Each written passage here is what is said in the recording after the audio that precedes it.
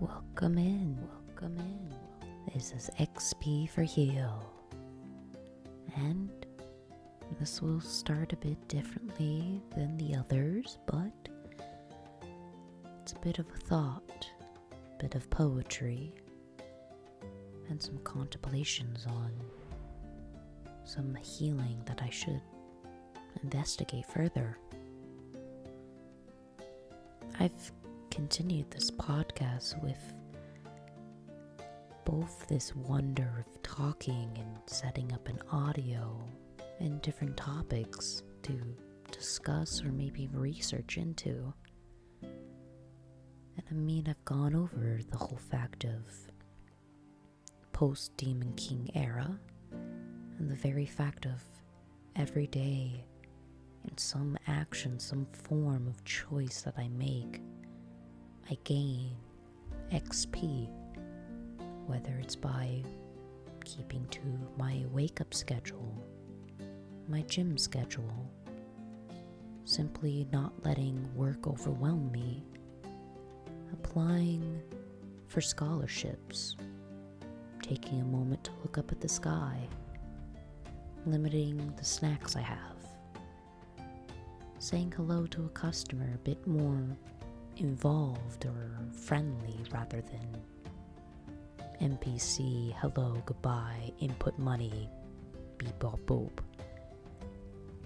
But there's some more things that I have to go further in depth, because that's talking about plans and actions and change, but there's more to that than just the actions, but the mind as well that needs to grow and heal and develop.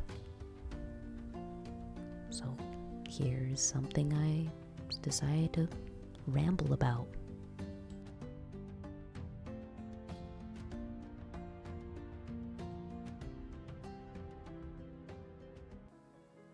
I just wish that I had love inside me.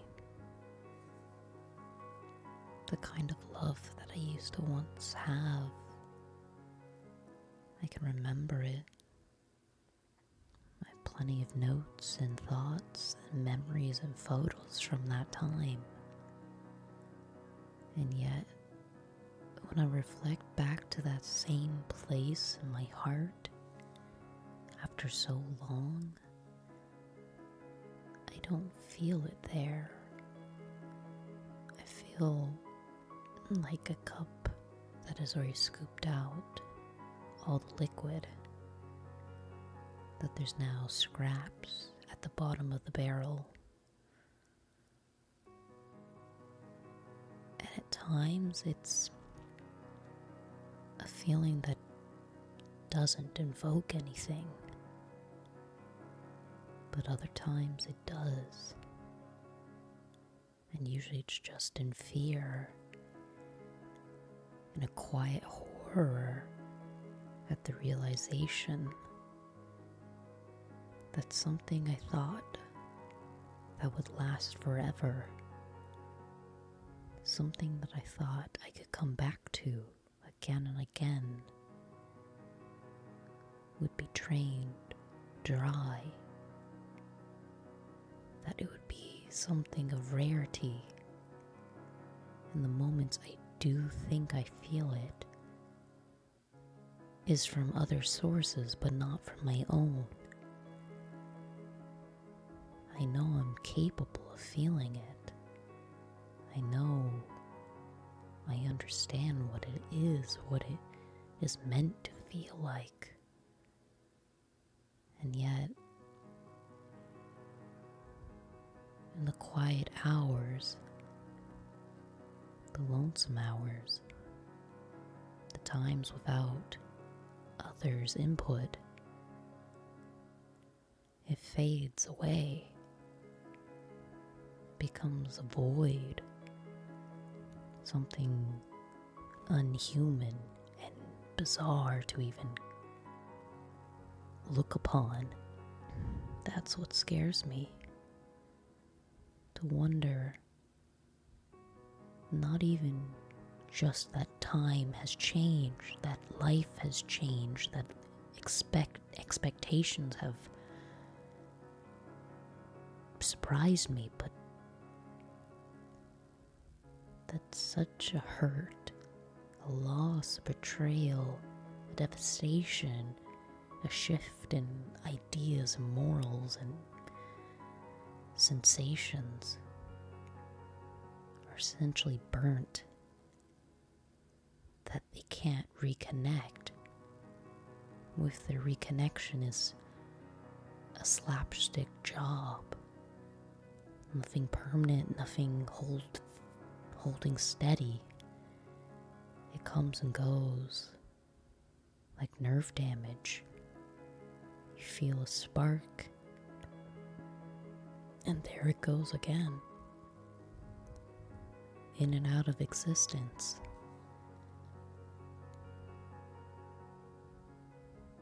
Maybe because it feels like a drug. The possibility that I went so high into the feeling, and now there's no way to get back to that level of love high. And now I'm simply drowning in something that's less than even normal. Well, I hope you enjoyed that.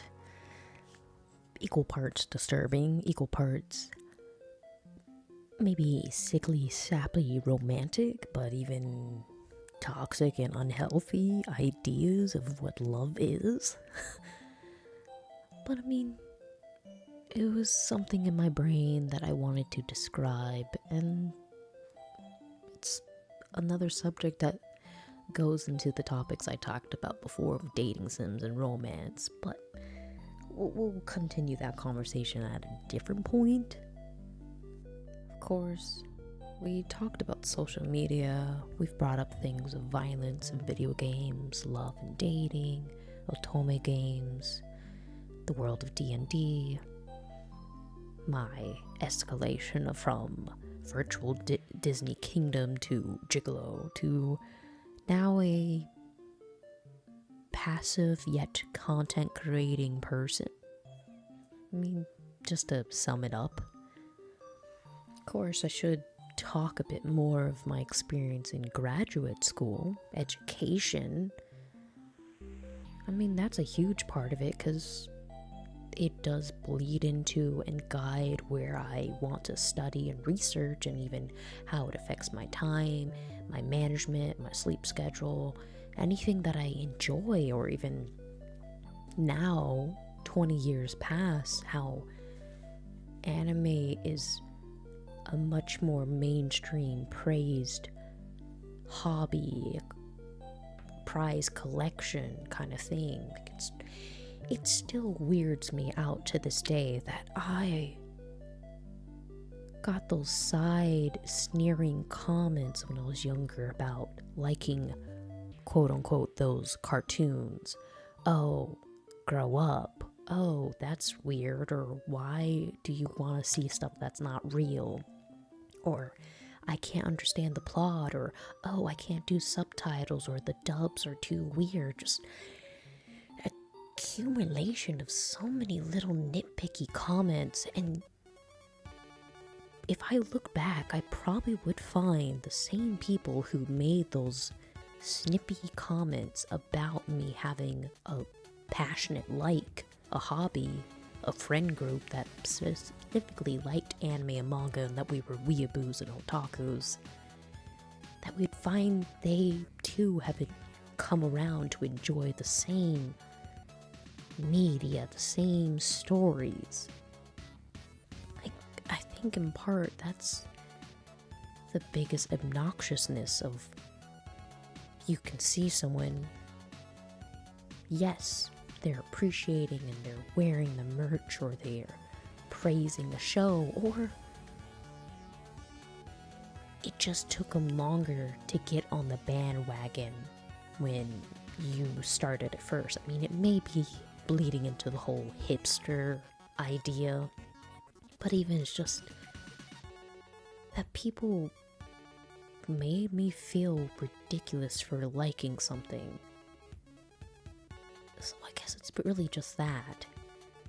And especially like our last 2 episodes of Dungeons and Dragon, a lot of people used to not praise it in the same way it does get praised now. There's much more mainstream of giving it a chance. Which again, it's the whole thing of people being able to express themselves. People are willing to explore and dive into a creative art. Or even that they're setting up boundaries and they're not instilled into this structured system. Things that are opening possibilities. And in all honesty, it's a great thing more and more are exploring it. It's just that inner child that was taunted and teased feels this at times, and it comes up. But I have to remember that this is now that inner child getting to bond with someone else over something that I still adore so much. And again, it's from a logic from within that needs to be checked, balanced, and even cared for. I mean, just like how they talk about it in a relationship. The whole fact of, hey, you feel this way, you don't understand it. Sit down, do a walk, just take a second to introspect with yourself. And it brings a lot of joy, actually. As much as there is the side that is, no, I found it first, I think it's cooler, or I'm number one. But no. More people getting to enjoy, embrace it is great. I mean, more the merrier. And beyond that, it's still kind of weird being in higher education trying to both signal or even show my appreciation for anime and manga, because I want conversations going into an intellectual point using this material when I know it has backing and research behind it. But then it's a question of how much do I have to explain on top of it rather than someone just have a basic knowledge already. Or they're just like, this goes so far over my head. And even you don't want to present yourself as one side. That's the other thing.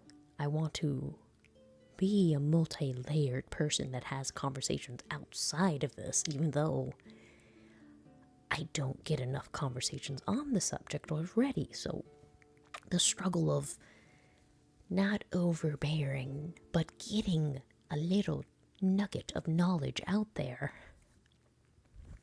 Yeah. And of course, the easiest way to do this, instead of trying to push a conversation about it in the way Berserk deals with trauma, the way Naruto shows childhood development, yada yada, is just simply wear the clothes. Wear the clothes so people can see you.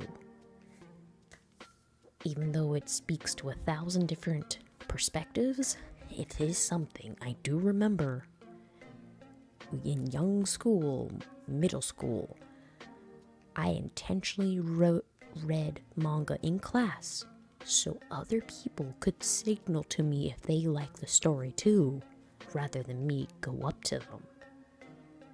It's simple, being a peacock for anime. Raising my feathers so others know that I am in that.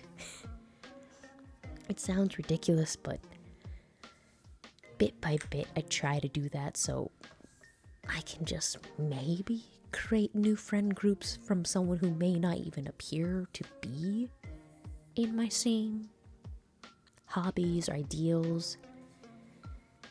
And of course it would actually be really nice if I can make some deathcore heavy metal fans. Of course that would really do mean I need to go to a concert. And that is an endeavor on itself because I have sensitive ears, but I love listening to the music. and even have kind of overbearing parents who are so terrified of me even taking a flight somewhere on my own. Like, oh my god, let me live, please. But of course, some things never change. Bit by bit, we're pushing it, but I have to find other avenues in order to meet these people, because I know I can make more adult friends. Just a matter of presenting the commitment and honoring that friendship. Because when you're adults, you're traveling in with a lot of different perspectives of how friendship works, or baggage, or even a lot of hecticness in your life and busyness to keep up with even two people. It's a lot, and I have to understand everyone comes through the door, like that spinny door, the revolving door. I'm pretty sure there's an actual name for this. I know if you've ever seen The Elf, that thing that swings around in New York City, and those doors that technically are never closed. If someone knows it, please help me. Yeah, maybe I should talk about friends, because it seems like this conversation spiraled into that field. Because of course, having a passion, hobby, it does feel great when you have friendship, community, a bond that blends together. I mean, that was a huge part of when I would write fan fiction advocately. No. Fuck, what's the word? I have no idea what I am speaking of, and it has just lost my brain cells to just dust. What is the word that I'm looking for that describes when you write something continuously with gusto?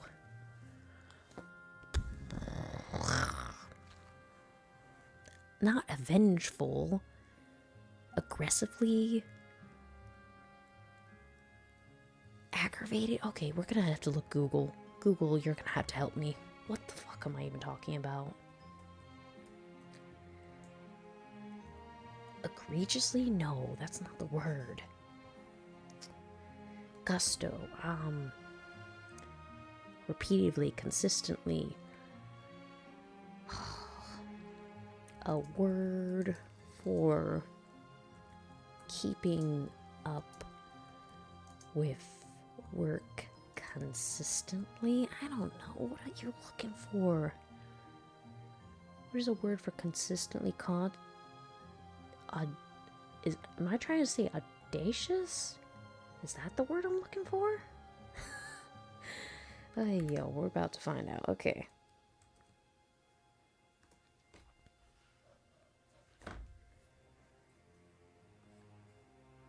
Assiduous. Assiduous. Oh. Apparently I was looking for assiduous. I don't know why my brain was so dead set on saying that word, but I was like, damn it, I must say it. You're going to say it. However deep I have to dig inside my brain cells for that word. Because what does it mean to be assiduous? Assiduous. Showing great care, attention, and effort, marked by careful, unremitting attention or persistent application. Assiduous planning. Okay, yeah, that does make sense for what I like to throw around my words. Which you probably can tell, I was a kid who had to be vigorously involved in, was it the PSATs? The whole thing that was before the SATs? That freaking nightmare of a test. I still remember getting sick after taking those tests. A nightmare, a hellhole. Like, honestly, that, I think, for a greater part of my life is still considered a ring of hell. Having to be stuck in that cold, quiet, unrelenting space with no music, no comfort, no joy, and no fucking snacks while you had to wait few hours till everyone was done all at the same time to just fucking go home. Hated it. I know, because for anything, I got good grades on it. Great. But guess what? The only time I ever used those stupid grades was for the fucking community college. After that, it did not give a shit. Like, honestly, for everywhere else I applied to, they did not give a shit about my SAT, my ACT, any of those scores. They just threw them out the window. Freaking, I know well over 75 hours of my time and energy was wasted for bullshit. It's pathetic, the testing system. It didn't even test anything besides if I could restrain myself, mask myself, and just honestly shut the hell up for 4 hours at a time and be so exhausted and strained that my body, my immune system, would get sick. And even, the audacity, I missed a lacrosse game for one of those tests. And it was a good game that I fucking missed. Obviously, I'm still a little mad about it when I think about it. But, it's not gonna ruin the rest of my day. But in just this moment, I can feel myself getting heated. Because, it was... if I died right after that test, like, in actuality, if I died, I would rain hell. Like, for the stupidness of wasting my time, I could have watched... honestly, you could have watched 2 seasons of Attack on Titan in that time frame. You could have watched, 50 episodes of One Piece. Which, how much... time to watch 50 episodes of One Piece. And 1,069. Therefore, 25,656 minutes equates to 427.6 hours or 17.81 days. Adding the 15 films tacks another 21 hours, extending a total view time of 449 hours or basically 18 days. So if we're gonna factor in maybe going to pee, surviving the basics, put it at 25, because we're gonna tack on maybe you get some sleep. I'm not gonna be too nice about that. And of course, lovely, it even gives you an option of if you watched without taking a break or sleeping, spend 8 hours a day, you would take 53.45 days to catch up with all One Piece episodes. So basically, 2.5 months? Honestly, if you just, basically if you had summer break for July to August to watch it. Okay, now why did I have to go down this rabbit hole? I was damn determined to look that up. Well, it does go into the same fact. I wanted to say that word. And even, oh my god. See, we're just starting this with all bunch of rambly-jambliness because I have been thrown off my course because of school, because recent life events, and even all the things I was determined to do, and I just realized things are not charging. Fuck, hang on. Okay, I'm back. Anyways, blah blah blah, blah blah blah. This is why this episode is very different, because we're going to do it in such a way that is jumbled, jangled, and the worst part of it all is I'm trying to consistently talk for over an hour without getting distracted. Because guess what? Even with a proper plan in place, me doing this for even education's sake and not for my own personal purpose is a struggle, because if I don't have something else going on in the background and for me to sit here and expect you to listen to me and talk, my brain's already whispering to me saying, don't believe her, don't, and shut the fuck up, other side of my brain. I know I can be entertaining to listen to, but societal pressure, societal changes, and things that people in my past have told me to seal my lips, stop acting out, and of course, stop with the silly little voice, even though I like to change my voice and be like, beep, beep, beep, beep. Okay, we really need to cling together all these ideas and cut them down into different episodes. Okay, obviously we need an episode on grad school. I mean, just starting it, proceeding with it, applying to it, and even the future. My childhood, I guess we could talk about that. Education system, I mean, beyond just grad school. We did talk about anime for quite a bit of this. I mean, we could always find another angle to talk about it. I mean, in grad school logic, using it for research purposes. I mean, we could have a whole episode where we're talking about specifically Tokameki, because there's a lot of research done that's peer-reviewed as well. What was the other idea we had? I'm probably gonna have to go and repeat it back. Alright, so we've repeated it back, and yeah, that actually comes out with more than 6 or 7 ideas, so great. We have some new progress. But even what the heck we're talking about, because we did PSATs, we did freaking One Piece, my inability to say a word. I mean, where else do we take this episode? Like, again, this is the clutterfuck episode, and I guess because it's the first 30 minutes of a podcast, we can jump around and shake my brain a bit for a cohesive plan of action.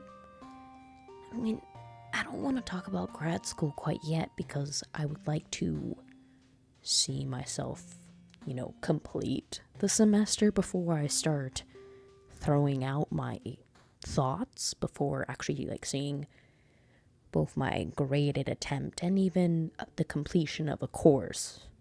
It's a very big deal in my life currently, so I would like to let it cook. Yeah, best way to put it. Let it cook. Childhood, we could put that into an entire episode of some other time where we talk maybe about early childhood development. Maybe even, we can incorporate it with other anime stories. I love it. Yes, me. Okay. Good point. Actually, hang on a moment. I need to write another idea down. Because maybe we should talk about this. Because if I talk about this subject that is written down, you don't know it yet. Hold on. Twitch. Live streaming. My video content creation jazz. Because we just talked about social media. I kept talking about parts of it of my experience.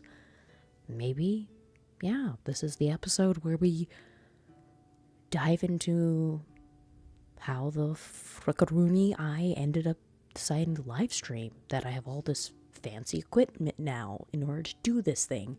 Just sadly, I have shitty ass internet now, so it is a rarity if I can actually do a live stream, unless I'm doing it way late at night when no one else is using. But I can do videos, I can record, but it does take away an element that Twitch and YouTube and Instagram Live and all these streaming services do in comparison to uploading a completed project. I mean, in a way, it's an ongoing project that you can continuously update, change, morph, and reinvent. While as a video, you edit and copy and place it as what it is. Okay, here we go. Today's topic at hand will be the story, the legend, the origin, and just the entire rambling, spattle. I don't know why I was trying to say spattle in my brain. Anyways, live streaming, Twitch, YouTube streaming, anything that deals with the video world that I've explored these past 3 years, actually. I mean, technically more, but that was more of a passive user. But we can still incorporate that. It's important to talk about it. So, here we go. Really? Twitch, I remember being a thing when I was leaving high school, first and foremost, because this is right when Musical.ly and TikTok were fusing into each other. So the idea of Twitch really was just, oh, there's people who are gaming on there in real time and getting support via maybe PayPal donations or charities, promotions, yada yada. But I mean, pretty much it was still in the view that I was getting, that it was a hobby, side business, kind of a thing of, wow, that person must have a great computer setup in order to do this. That's the thing. Like, as much as technology has jumped in the last 10 years since Twitch has been around, it was still a thing that seemed like you needed to be a computer person or tech savvy at the very least, because you would have to deal with IT issues in real time. And of course, this is still when content creation was like, oh, there's some people who are gaining traction, as in both popular and having ads and getting sponsorships. So still, there was that small chunk of you could possibly become full-time, job-wise, online, which is a little crazy still. Just like the possibility opening up. Because, I mean, literally this is me leaving high school with the chance of college and tradesmanship and all this stuff, and having now this other platform, this option, which is a little surreal maybe, or even just like, man, it must be lucky for people who have the computer technology, the salve, to go this route. And of course, truly, it doesn't take that much to do it. It's a matter of the whole thing of consistency, a schedule, being able to manage your chat, or even understand that you have an influence, that kind of thing. But still, it really didn't come up as an interest to look at Twitch. I mean, I was still more heavy on the side of YouTube because I joined YouTube when it was really early into its creation. So I was like, Twitch is kind of another thing. And it seemed like it would be something that would lag a lot. But again, that's just because computer, internet use, not the greatest. So that kind of just got put in the back burner. Like, oh, cool, people are doing that on the side. And it got dusty. I mean, from 2013 onwards, I mean, here and there till 2018 that I posted up random videos, not with any clear indication of what I wanted to create and schedule-wise or even promote myself. It was just videos to have fun. And these are always things I would do when I have a chance to sit down and actually edit and produce a good audio. But again, didn't really come back to the idea of Twitch or live streaming until the start of COVID. The use of TikTok, the use of Reddit, the use of, hey, people are streaming and talking about their mental health. They're talking about what's happening with COVID. They're in their room hanging out. And of course, that seemed appealing because you couldn't really talk to people face to face currently, and I was scared to do that just for the ramifications of getting someone else sick. So of course, being able to sit down after work and grab my dinner or grab a snack and just pop into anyone's channel, maybe someone new, maybe I was just specifically looking for people who were anime fans, who were in the young adult category. That way it wasn't too far off on the age range, just because the different themes and the different plots that I wanted to talk about, the nostalgia, or even getting to see one play a retro game and understanding how it worked. Maybe like a, what is it, PS1 era? Some people have that, and but yeah, to sum it up, playing games that I either didn't get a chance to either see or play myself, a usual, maybe someone who does research, and even the ever-evolving changes that occur. People with crazy lights that pop up and confetti, and they do pool parties or they're taking trips. Every day is a revolving door of either the regular content or something that surprises you and you're like, wow. Like, the whole VTuber scene has just continued to rise up, and it's delightful, the different backstories, the different types of people, the music, the communities that are built out of it. And I'm having a blast discovering it still, because I mean, it's been around for a decade, but now more integration is happening from so many different places, and I'm discovering them because they have more,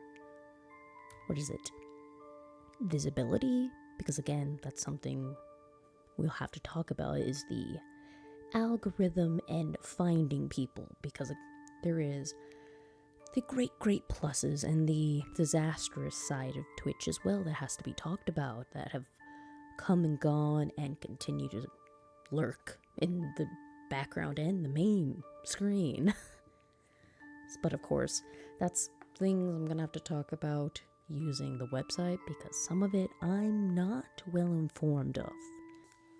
For me, obviously, as I explained, I was a passive user, or just a viewer being entertained by Twitch. And I had a set, like 5 or 6 people I wanted to circulate and watch. For first and foremost, I liked the content they were talking about. It inspired me to see other points of view and meet different types of people.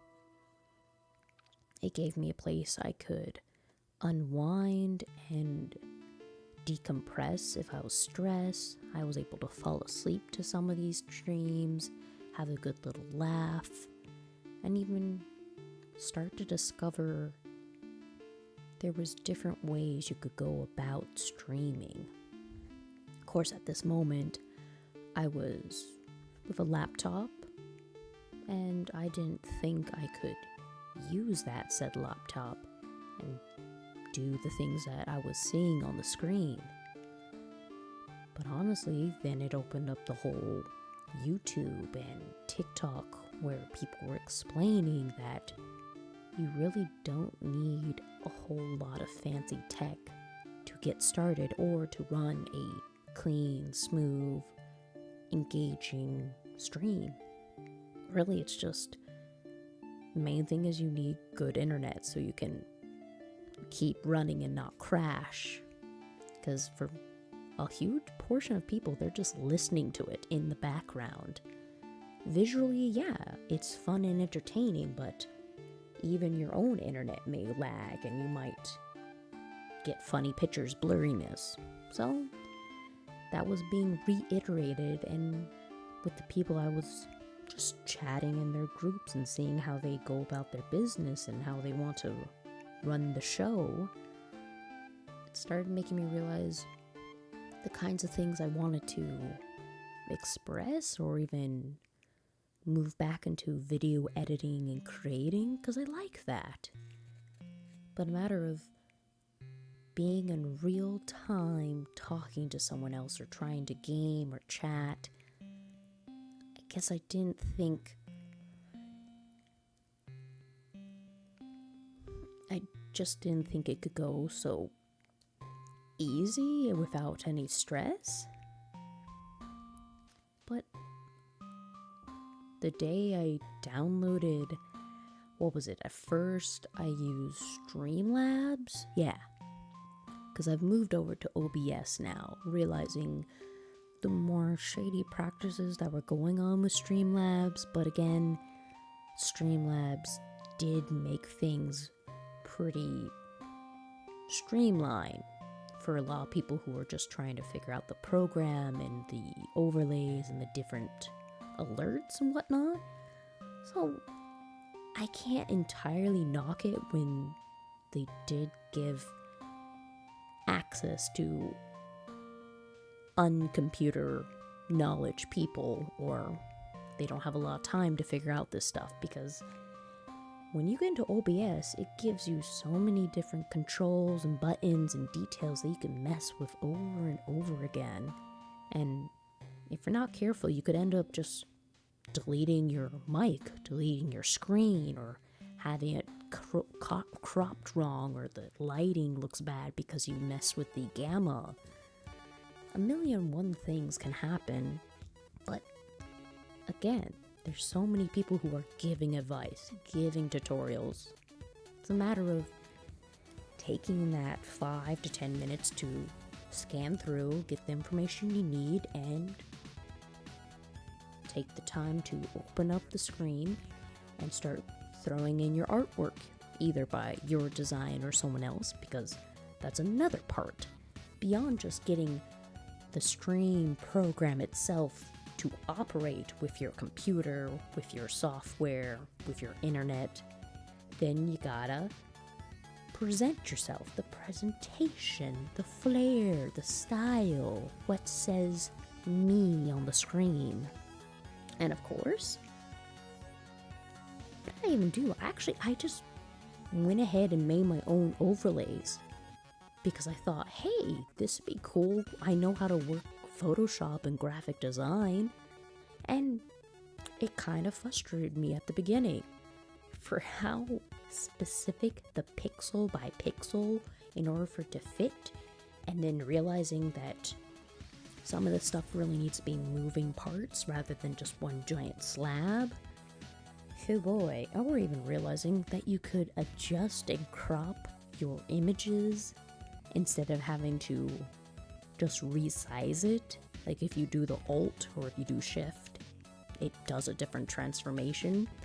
I didn't realize that when I started, so I was over here giving myself headaches over something I just didn't read. And I'm delighted that I now know about it, and I've done the work to investigate it and do feedback, okay, this doesn't work, let's try it this way, and now we've got it.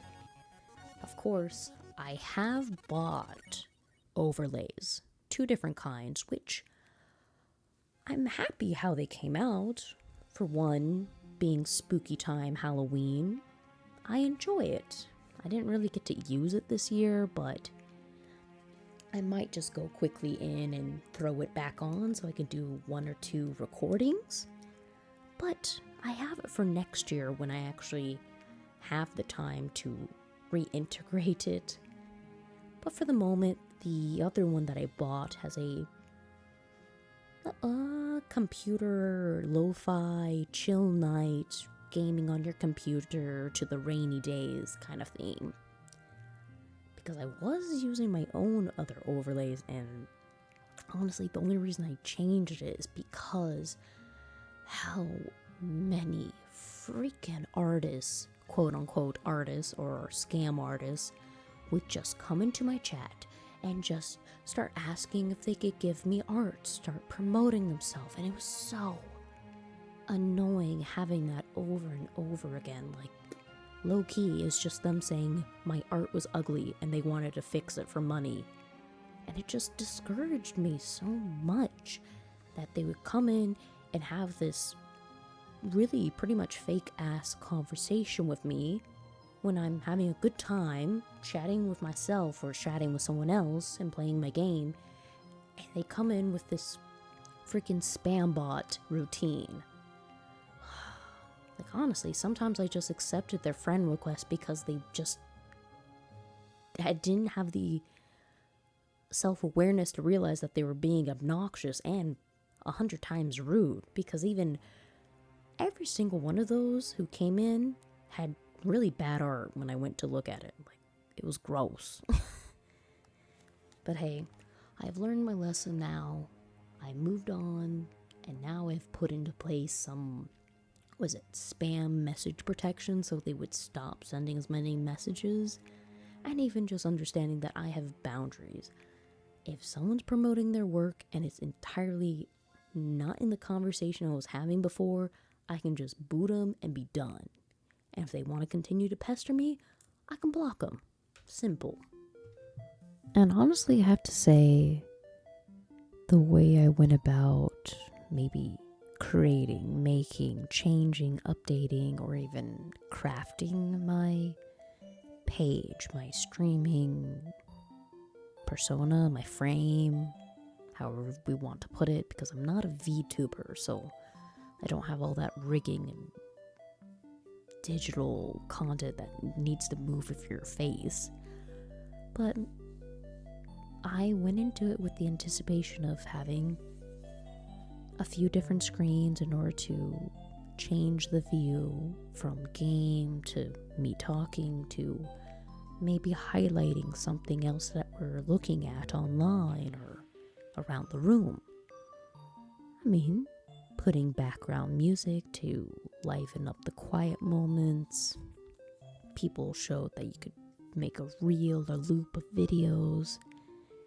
I mean, these are all things that you do outside of actually streaming. I mean, you could technically do this while you're streaming, but again, that's if someone wants to see that content. And from there, really, it's planning beyond just setting up and seeing if you have the technology and internet to upload yourself, and then creating a scene that you like, that you want to present yourself in. Yeah, it's really just planning. Figuring out, okay, you're going to go on at this time, you're going to play this game or talk about something that's happening in life. Maybe you're going to show off a knitting project or pets, or talk about school and do some studying here and there. And or it could be just simply you're there to inform people about something in life, and you're a diverse character that's out there.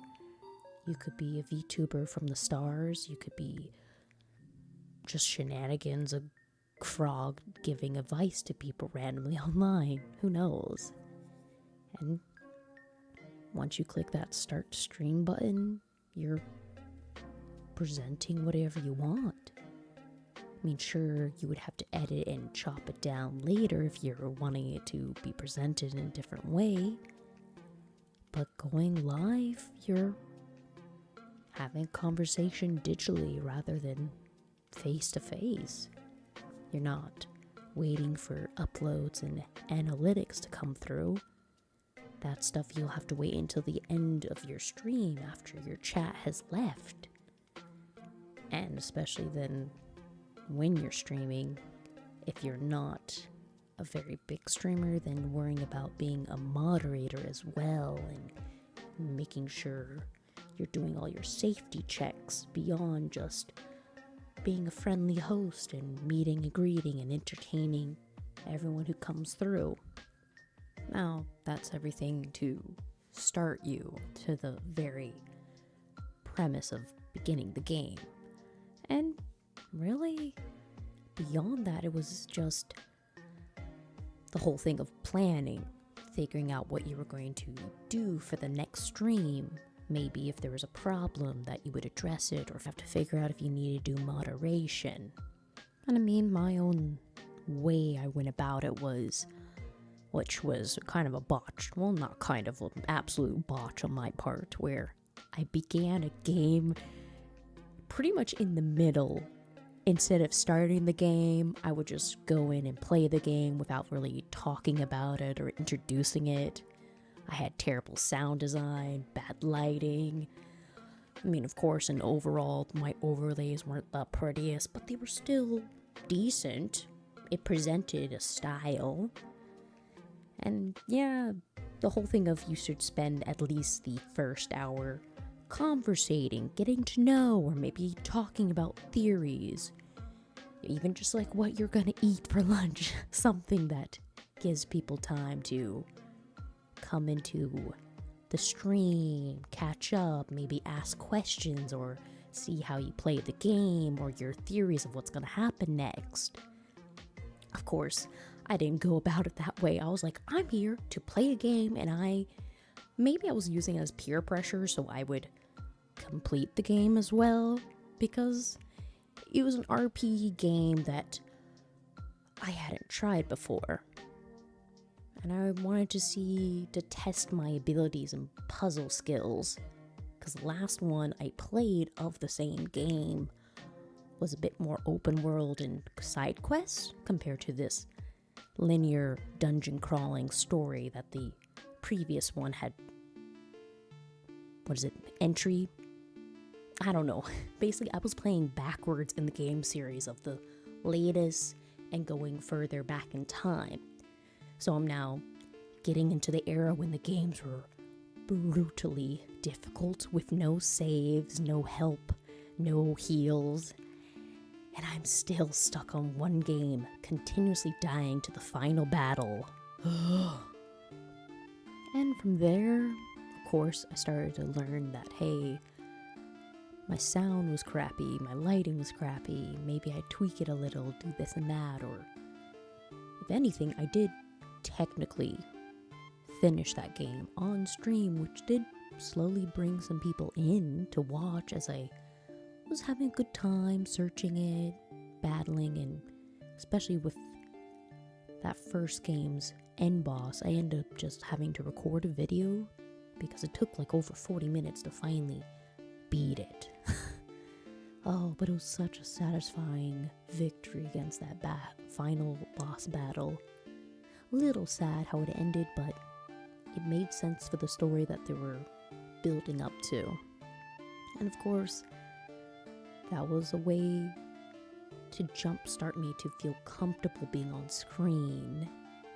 Not the most cleaned up, but hey, I completed the game. I was doing little tidbit videos. I wasn't publishing like when I was on live, so it was just kind of, here I am, surprise, for like 50 minutes to an hour. And of course, later on I ended up deciding to play just straight 6 hours of a game that I absolutely love, but it was just a matter of regret realizing that I was ending stream at 6 a.m. on a day I had to work all day. Oh, that was the creaky day, honestly, but I mean, it was worthwhile, because sure, it was a quiet stream, but I had a great time. I was lost in the hours, and even because I was consistently reading out the dialogue for the story, and because I wanted to present the game in a good light as much as it has cringy, embarrassing details to it. And I mean, all that came about actually with a little back up, because I realized from the new game, beating it before the 6-hour game, I did come upon the moment of, oh, I can't continue to play the games I want to play on the laptop that I had because it couldn't run at decent quality and stream at the same time. It was just gonna crap out, which kind of sucked that it forced me out of my computer so quickly. I mean, sure, there's plenty of the, Elgato, the whole streaming from your console or getting the emulator, that worked totally fine with my laptop, and I could have continued that way, but seeing as I realized I wanted a PC, I wanted to play good quality games continuously to the future and be able to update it or change it, and even to have more ports would be nice, and even I wanted to make sure I have that laptop for school. So times were changing and we switched it out, which is kind of funny because that same laptop now can barely run a Google Chrome page, and yet it was able to do OBS and streaming and playing games on it. But trying to use it for schoolwork now, about 3 years later, it became obsolete, which is that is pretty wild. Because I only just bought a new laptop out of the grievance of realizing I needed it to do school, but the other computer was still good condition. I could actually use it for stream still, but as soon as it tries to open up a Google page, try to do, Windows security, it will be screaming. Very bizarre how one program to another is more taxing on the CPU, but it is what it is. I really like that computer since it folded up. But I mean, it was a free computer. It was a gift, so it doesn't hurt my wallet, it just hurts the memory. But from there, getting that PC, that was an interesting process. Because at first I was confused about, did I really want to take the time to build it up from scratch? Because the thing is, I wasn't working with a lot of money still, and I wanted the computer sooner than later, especially since I didn't have expertise in it. I didn't want to ask somebody else to do it for me. So we went the pre-built route, and really one part I have to realize I lucked out. I didn't get it when all the graphic cards were being held hostage. I got it right before, so everything was still decently priced and it's running smoothly. I put insurance on it just in case, and I'm able to do art, I'm able to do writing, podcasting, my schoolwork on it. Honestly, it's kind of makes me wish I built it myself, because then I would have had all the cool colors to it. But I'm happy that it turned out a successful luck for me. And of course, I have stopped streaming for a bit. For one part was I got drained because I'm trying to do so many different side business, kind of build myself up, learn some things, and then I didn't have good internet, so it's a consistent, can't really do much about it until I move my location. So I could record, but it's surprising, as much as it took a while to get started and I fumbled, I really do miss that live streaming event, having it not in the sense of it being documented, but it's something that anyone can actively participate in, and it's in real time. It's the whole thing of if you were playing a game on the street and someone could come up and have a conversation with you about it. It's that whole thing, having that social interaction. But as I am a bit introverted, it's nice to have a little bit of wiggle room, some space between me, the screen, and the other person. Just personal space. But at some point, I would like to get back to the live streaming. I mean, I'm going to try and test it out a bit and see if I can get something running. Because the last time I tried it, everything was looking really pixelated. So, fingers crossed for this next time. And of course, where else do we go from here? I fumbled. I started to realize the potential in it, getting good at it, buying a bit more into it and investing into this project of mine, and then having limitations occur, and I'm having to figure out how to move around the obstacles. And of course, having to use other platforms to try and have that social interaction, since I'm not able to do the live stream format, like doing podcasts, which, I mean, in actuality, it's kind of on the quiet side, but does give me time to learn, to have a conversation and try to streamline my thoughts. Though of course we did just get derailed about talking about the computer, talking about the progress of suddenly going from laptop to PC and why we decided to build it up. Because I mean, a lot of scary games are getting more graphics, which is kind of crazy because only last 6 months did I play a pixel horror game which pretty much had top tier fear in it without having super high graphics. So the whole thing of what truly scares you and what bumps in the night, because you don't have to see all the terror to feel the terror. And of course, on that note, I don't even remember anyone saying that the Five Nights at Freddy's movies were coming out. I thought that was like next year. And now I'm super confused because now I need to go watch that. Which I mean, Halloween's about to happen, so that'll be a perfect thing to see. Though someone was saying it's not really a scary movie, so maybe I'm gonna have to pick something else to watch. But it'd still be interesting to see it. Because especially for just FNAF lore, because definitely I was one of those people who watched a whole bunch of MatPat and Markiplier play it, because they were entertaining people. They presented it with such gusto and passion and determination to complete and consume it all.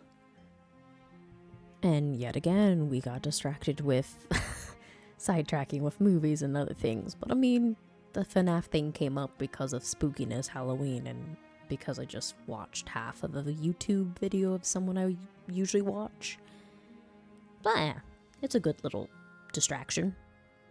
Nope, I remember now. Because other social media platforms. Because, I mean, I continue to post up videos on, well, mostly on my main channel that I've had over a decade.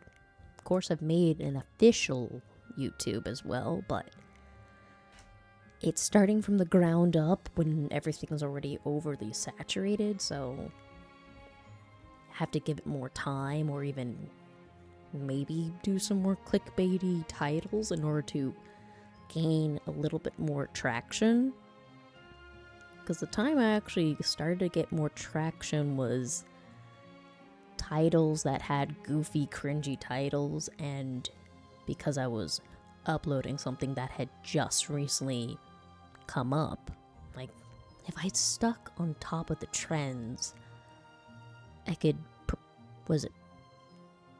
propel myself forward a little quicker? I mean, I can give it a shot. Because maybe the other formats I've tried aren't catching the algorithm fast enough. That could be just my problem. Because I've gone through different types of videos, content, editing, style, coloring. And you know, comes and goes, ups and downs. But I need to try something a bit more updated, perhaps. Or even just like actually wear my hair down, because apparently that makes a difference, which kind of silly because I hate wearing my hair down now because it just gets in the frickin' way. And of course, I just don't particularly care to wear it down because then it touches my face and then I'm mad at it. But beyond the whole conniption of social medias trying to expand your horizons and your networking, that's pretty fucking challenging. Like, just consistently doing that, or even having at least like good chunk of 3 weeks worth of content to post out there consistently at the same time or at different times, would see some kind of spike in interest. And because beyond just setting it up and streaming and making a plan to what you're gonna play or talk about, making sure people find you is a whole other art to it. And I've had minimum success. something I'm still working on, but hey, I'm not gonna have all the talent at once. And it's something that I need either other people's help or I need more patience in how I go about it. Because beyond that, I've done all the other work that I believe I should do, and it's now the most crippling, challenging time management. Simple as that. If I could time management better, I would see an even keel of numbers. But because I do this sporadically, I can't anticipate and I can't expect consistency on the other half, two-way street. Because beyond that, really, it's just me going and seeing other people's work, seeing other games that they're playing, and even simply me finding enough time to edit a video, put a podcast together, and trying my best to find ways I can tweak my internet to finally hold steady. But at this point, I kind of have to put it on the back burner until I move somewhere. It's exhausting in my heart that I can't do that fun part of the activities, but this means I have time to work on other such activities and projects I want to do, and then come back to it when there is the time and necessary technology that is needed to do it. Yeah, I guess I really should look at it that way.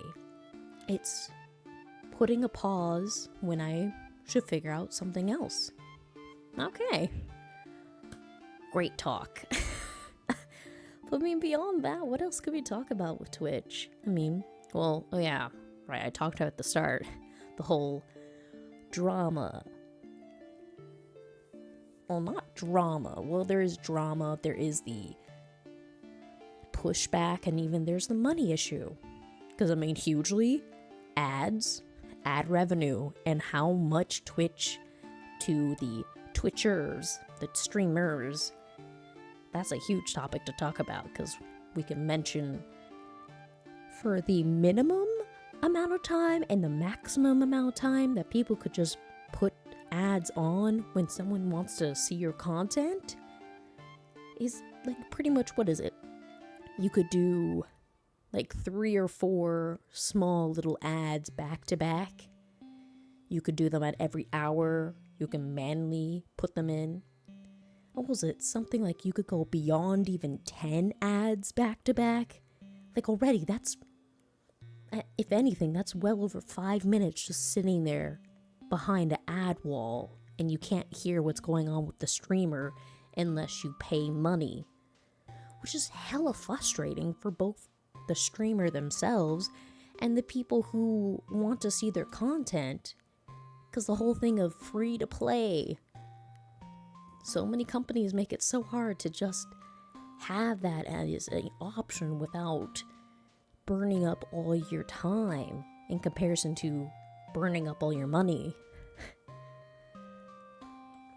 Of course, all these things that I talk about are based on Twitch's own news reports, their blog, the monthly or weekly updates they present, streamers, viewers that go to Twitter to announce information, and different forums that talk about the other side, the background of being a Twitch streamer, or the weird glitches or problems that they have, or using ad blocking, or realizing how they set up their ads is complicating the whole process of whether they're getting paid this month or they're having to kind of do unorthodox ways to earn their base income. A lot of streamers either have created widgets or seeked out other people's inventive ideas when they're required to put in ads, knowing at some point they need to roll them in order to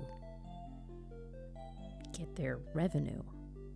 Because again, a lot of this is information provided by the streamers themselves that I've viewed over the years, where they'll announce that there's a mandatory ad coming up, or that they need to roll out a mid-roll in order for it to not pop up again, especially when the streamer themselves don't realize it's playing, i.e. the weird glitches that some people have when they enter, even though a streamer has it set to default to not roll. And of course, the incentives that a lot of ad revenue was being provided that would pay someone's rent altogether, that pretty much freezes like up to 20 minutes of somebody's time with just ads, which in all honesty, these ads are usually full screen, loud, untargeted, and pointless ads that interrupt without any warning. And of course, there is a few that are, in-display ads, so they might take up 25, 50, 75% of the screen, so in some ways you can still see the streamer, but you cannot hear them. Most cases, they stop what they're doing, or they proceed on with just a idle chattering, and then they proceed forward. Again, a lot of this information comes from people who have gone to these other forums and different sites to rant, vent, angrily complain, or speak on confusion of why it's being so bogged down with ads, or how is this fair to both the viewer and the creator. The different problems it brings up for mods, people who can't afford to pay or have no actual means to do so, because you have to be 13 to watch, and really, what 13-year-old even today has a card ready to go to plug in and pay $4 or $5 each month,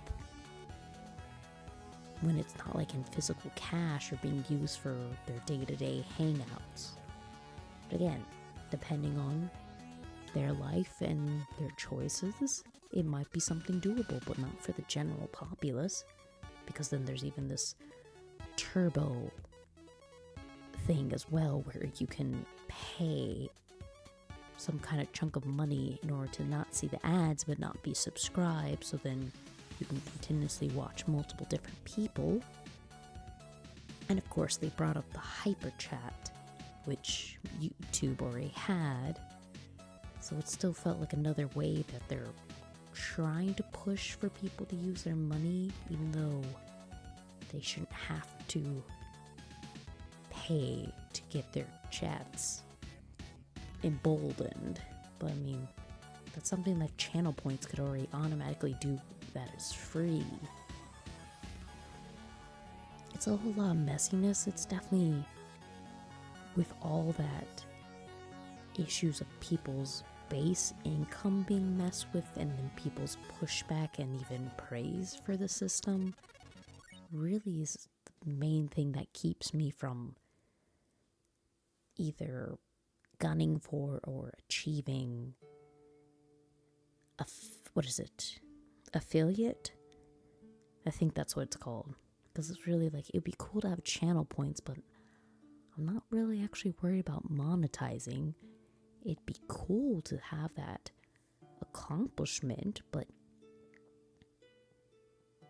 I don't see a reason to really go into their exact system, because it seems a little messy and sticky to apply myself into their system for money that is still disappearing from my wallet and other people's wallet, knowing in good faith that it could be done in different methods. Of course, I still like to become affiliate, but I still am waiting to see if they maybe change up their practices again. But past 2 years really had a mass amount of shifts and outreach and advocacy, talking to both streamers, the people at Twitch, different IT and bug programming, and people who work around the system in order to help people who can't pay into it, and it really interferes.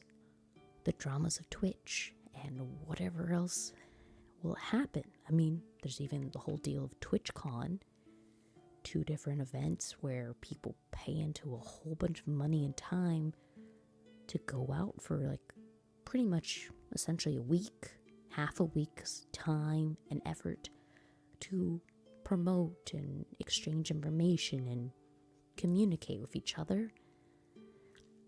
But not everyone can do that or wants to be in a large crowd setting. I mean, I did almost persuade myself to go to it last year. Still kind of persuading myself to maybe try it next year. I mean, it sounds like a good thing if I could work my way up to affiliate status, just so I have some leg room to work with. It's a possibility. But onwards to more the controversies, the drama, because then there's gambling. Different streamers who have had criminal cases or even criminal actions brought to light, and some provocative videos that popped up, and their punishments not being very just in comparison to some other people's banning or permabans that have happened, or suspensions. But I mean, I'm gonna have to review over some of these details because these happened actually quite a bit ago, some of it, but again, some of the information is still ongoing. So if anything, I need to go review the Twitter news. What could we really talk about? Because again, some of this stuff either has been addressed, or the tweets are gone, or I don't have an accurate way to sift through 3 to 6 months worth of Twitter streams and replies, which is quite a lot unless I had some more keywords to look up besides just the hashtags. Because I don't follow everyone. Pretty much it's just things I'll see if I'm scrolling through, or someone on YouTube makes a whole commentary on it, or someone's live streaming and they talk about it, but I don't remember the copy link. But there's been a lot of things that have happened through Twitter. I mean, there's a lot of things that have happened through Twitch that I've learned through Twitter. Of course, there's a lot of good things too, a lot of audio correction, audio ducking, the cleanup of TikToks, clips, the different AIs that can be used, really just performance anxiety, tips, tricks, little things about what to avoid, how to block hate, keep yourself safe, avoid swatting, and making sure you're enjoying the time that you're doing and not feeling like you're pushing it out rather than creating and cultivating content. And I guess that's the part that I missed, since my own struggles with a specific time management, because I have the ability to either buckle down, crunch, or work within a time table, but making a management table when so much of my own daily tasks are kind of up in the air, because it's kind of crazy, because I have technically a set schedule, but for when certain things can actually get done,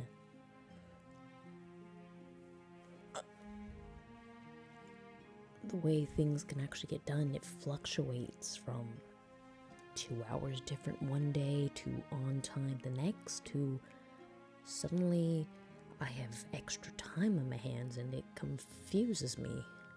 But again, I am going through several different life events currently, and life transitions, life epiphanies, and even just life is different.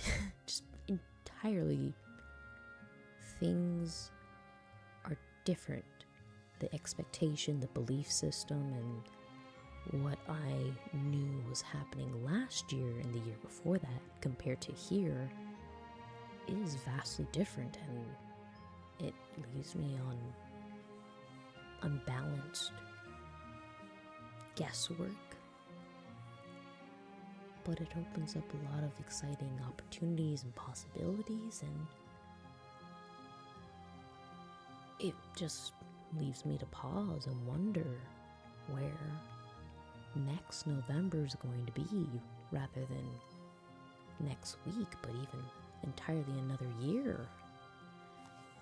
Because I know I pondered on that very same thought a lot of what I was doing, because I was in a point of losing my aim in life, my ambition, but even trying to find just a good balance in what I felt and what could anchor me to a better future. It's a matter of a lot of having to do present and distracting work to sift through myself and my environment and basically come home. For a long time, I guess metaphorically left my body, that I went in autopilot mode. And I'm finally come back to it, and really it's entirely different house. The same photos and colors and structures there, but the house has been revamped.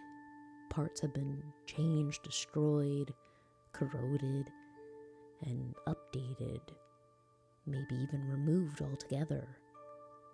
Some things I can't quite pin if they were real or if they were nostalgia, things that I reminisce on but didn't actually occur outside of my mind.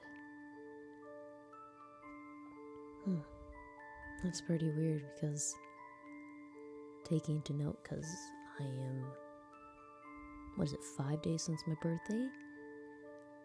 So at 10 years. So basically when I quote unquote became a legal adult to now, the difference in time of how unafraid I was with driving, the speed I could go, the less fear of it causing so much damage or even having myself tied to a car so heavily, the risk I present myself every day that does affect me bit by bit, like stress with driving in high traffic kind of thing, or driving for long distance compared to what I did when I was younger. Especially getting to take trips just spontaneously compared to now, that almost requires a checklist and 2 to 3 weeks of prep work. But I mean, that's like such a minimal worry in all the things that have happened in my life, but it's something to think about, because compared to when you get to live somewhere that's walkable, that's within public transportation range and reliable, but where I'm at in life does really require me to take that kind of sacrifice and have a car in order to get myself to the locations that I need to be at, that they don't have an alternative option at the moment. Though I'm happy though for especially my class scheduling will change in a few days more, and then I'll have an easy time proceeding on with schoolwork, my time management. But of course it will be very different next semester, since besides my drivability, time on the road, time management,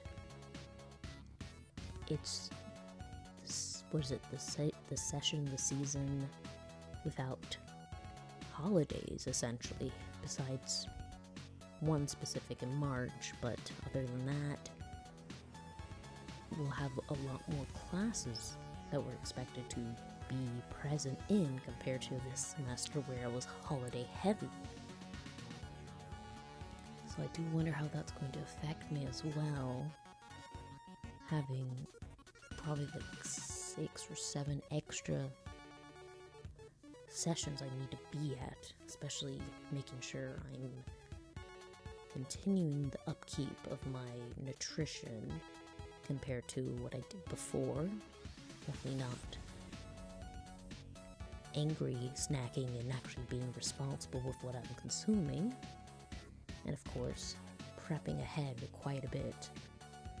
But it does open me up to so much more free time, which in one part realize I need to time management on my streaming side, my video side, my entertainment side. But even how late I wait to do work. Because if I would just find out what exactly I needed to write about sooner, I could start piecing together the puzzle pieces instead of doing it last minute and coming up with the epiphany then. Because then I have to rework all in the same sitting, because I have no idea of the overall goal until I continue to rework 5 or 6 times over the words. But I feel when I do it in that method, it does work out. It does require me to take a lot of my time away. So I mean, in that fact, I really should find a much more concise, crunched down time than just having an entire day to work on it, because then I can't do anything else. I pretty much stuck, connected to the writing instead of just enjoying the day. Such things to wonder about. Because I mean, it goes away from Twitch and the ads and Twitter, but it's just things to realize that I'm still working on this goal of content creation, or at least exploring the live streaming process, because it actually is a really fun prospect to try. I do have some sadness I didn't get into it sooner. I do feel I could have flourished a lot faster in this process if I didn't make such choices in the past. But I just play catch up and find whatever I find enjoyable and see what happens in another few years. It's not hurting anybody. If anything, I may get to be someone who just promotes here and there different little niche games and fun little activities. I get to explore different content for my career option as well. And like I'm researching, this may be a way I can alleviate symptoms of burnout and give myself an outside activity that may progress into something more. It might just stay as a chill habit at night, or it might lead me to take adventure trips to discover things, or it'll be a nice reprieve from all the education work I have to do in continuous education in the future. That's a possibility too. That is something else to talk about in Twitch, Twitter, streaming, YouTube, Kick, TikTok, any of those platforms. About maybe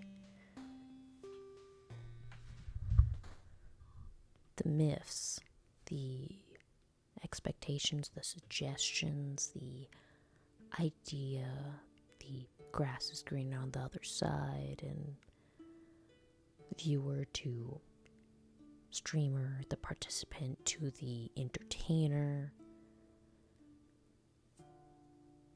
The things that maybe people are like, oh, this is so great, or oh, I could never do it, or oh, they're just doing this for attention or looks or money, or this can't be real, it's just for clickbait. No, this could be them, or it could be a fake account. Why are they acting so much? Why aren't they helping? Could there be a better way of use of your time? Don't talk that way. You shouldn't dress this way. Why are you on their side? Like, just going through that spell of angry, cycle, judging, one-sided, narrow-minded, and not exploratory or open-minded to be curious or wonder beyond what you could or couldn't see, or what inference is being presented. And of course, this is on more light-hearted subjects, not on the heavy topics, any deep things, because again, that if it's dealing with like something that's freaking illegal or something that's against the law, that you could get trouble or sentenced or taken away, kind of in that kind of realm, there's a whole bunch of context that need to be addressed. But this is more so, say you have a streamer who does a lot of skimpy work, or ASMR, or yoga, or exercise, or they wear sexy outfits, and in some perspectives, yeah, they quote unquote sell out, or we know why you have followers, or oh, it's because of your body, or oh, they're only looking for one thing. Those kind of backhanded comments that you receive on that. And then the other side is, oh, it's so easy to get follows, oh, it's so easy to present yourself. It's just, there's always a different side to each conversation that you have, whether it's positive, negative, or you're looking at it from an intersection of one identity compared to another's identity, or their struggles, or what they're dealing with. I mean, what was it? Now that's 2 years since, oh gosh, what was your name? Amaris? I mean, it was the redhead who worked through Twitch, who was like one of the number one streamers, who was constantly on stream, apparently had a love for horses and rescuing animals. There was a stream that recently popped up where she presented that her partner, who no one knew about, was either abusive in some or more than one way towards them, and was kind of the puppet master in the background to why they were streaming so much. Like, in that realm, some people still didn't side with the streamer who clearly presented distress and was just at their limit, and they were trying to figure out how to process the event or get support, or just make them stop being so evil to them, mean, cruel, all those things. And yet you could see so much discourse that was still blaming the streamer rather than questioning this unknown presented partner who was yelling and being incredibly vulgar and crude. Obviously, they didn't realize that they were being streamed or recorded, but still, even that they thought this was a private conversation was just horrifying. The language and the threatening. I still can't remember their name. Damn it, it starts with an A, I know. But I mean, in that case, you definitely saw a divide, but the divide was on the not so good side, while there was some who fully supported and wanted to make sure she was okay and that she was safe and that they had their full support. And there was a side that blamed her or thought, hey, you rode the good times and now you have to pay up. But not everyone's situation is so black and white. I mean, you have streamers who come and go because of chronic illness or depression or a mental illness. Something that goes on in their life that either they talk about it openly or it's a hush-hush topic, but that people consistently question why they're not on all the time, or how is it going to take them so long to come back, or they have the audacity to wonder, oh, did they just run off with my money? Like, just all these things leave a bad taste in your mouth, like you weren't actually a good fan or contributor or participant in this stream, knowing the information that you know. Because I mean, for one, I myself left the streaming world because, quite physically, I didn't have the internet capacity to do it. The only other way I had was through uploads, and didn't really want to have my face out there talking about a important subject that would just sit uploaded for a long time when I could just try and pop in another day and live stream it and have that message just disappear in a few days, that it's not going to just linger around for a lifetime. Just the decay rate of some of these videos and what stays up once you post it. It's still a little bit of a fear in the back of my mind of what could be hidden in my folders if I ever did something where I was half asleep. So I mean, we are getting up there in time, and quite the mind mapping occurring of the different things that have occurred since belonging to or joining social media, joining into different parasocial relationships and different media content I can produce, blogging, vlogging, introducing myself to the wide web of the internet. It's a little crazy a little bit that I could stretch my anxiety, my fears, the different possibilities and the ways I've got joy out of streaming and doing Twitch and video content, social media, and presenting entertainment online, and where my own real world experiences seep into it every day. Because heavily, as I talked about a little bit ago of driving, because a huge amount of times where I finished with work, I was excited to record something or do a stream or something, and then the drive home would absolutely change if I wanted to even continue that project, or my emotional state, or even the safety I felt. Because I mean, part of live streaming, part of being online, you put yourself at risk. The fact that swatting and harassment and light teasing or bullying can occur at a flash of a second, and it affects you, even if it doesn't present right then and there.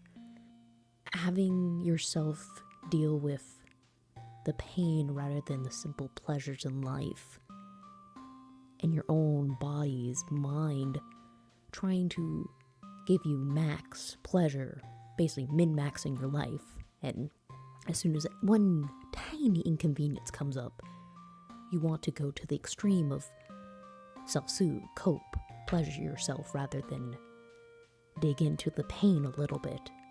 Which, I mean, in general, that sounds a little crazy, but the fact of, like when you talk about starting up a habit, an exercise habit, or a singing, or anything that you have to take 3 months or more to really get into the habit of doing, you have to go through the pain of it, the annoyance, the aggravation, the failure part, over and over until you see the progress, the pleasure of it.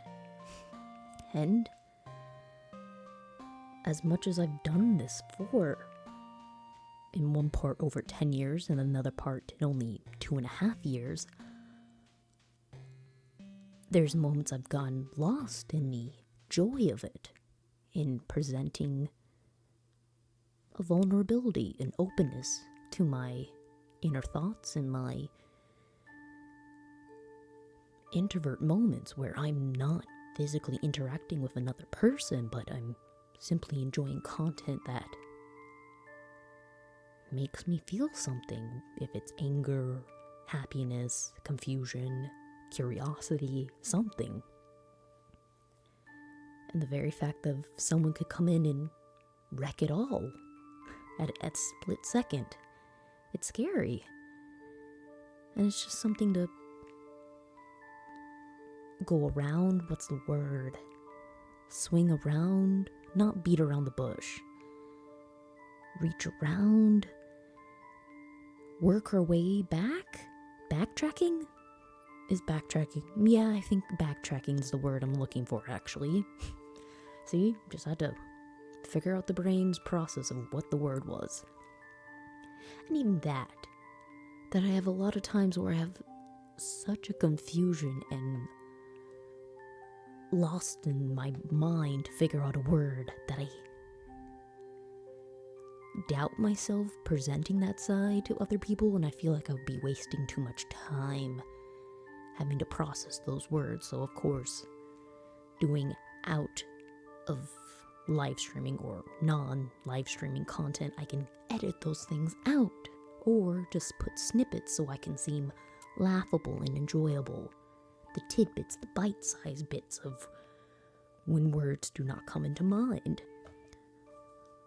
We'll end this podcast episode on some positive notes, some hopes and promises and manifestations, and even the wonders of where I'll continue live streaming, twitching, YouTubing, content creation in general, that I'd like to continue it.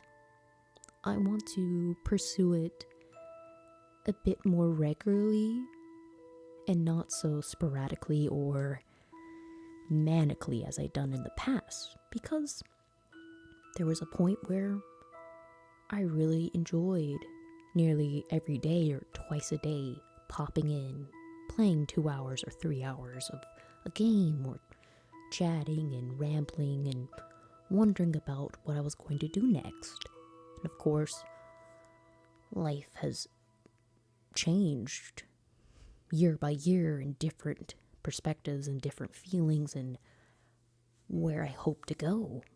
Now, with grad school, with an education program I'm paying into and seeking an end goal that gives me a lifelong career opportunity to better my community impact, my education and knowledge of mental health, and where I can take my own passions of geek, nerdy, anime, otaku, goofy silliness of a childlike personality and the seriousness of my passions and research, and how you can blend the two in the hurt and the pain and the reflection of the human experience, and where I can transform that from language and language barriers that have happened and are now becoming less and less because of technology and the network of people who can translate together. There's so many things that are about to open up and be a possibility to share with everyone rather than a select niche group. And it's just like a dam about to break of excitement. And getting to use streaming as a way of connection and presenting and even networking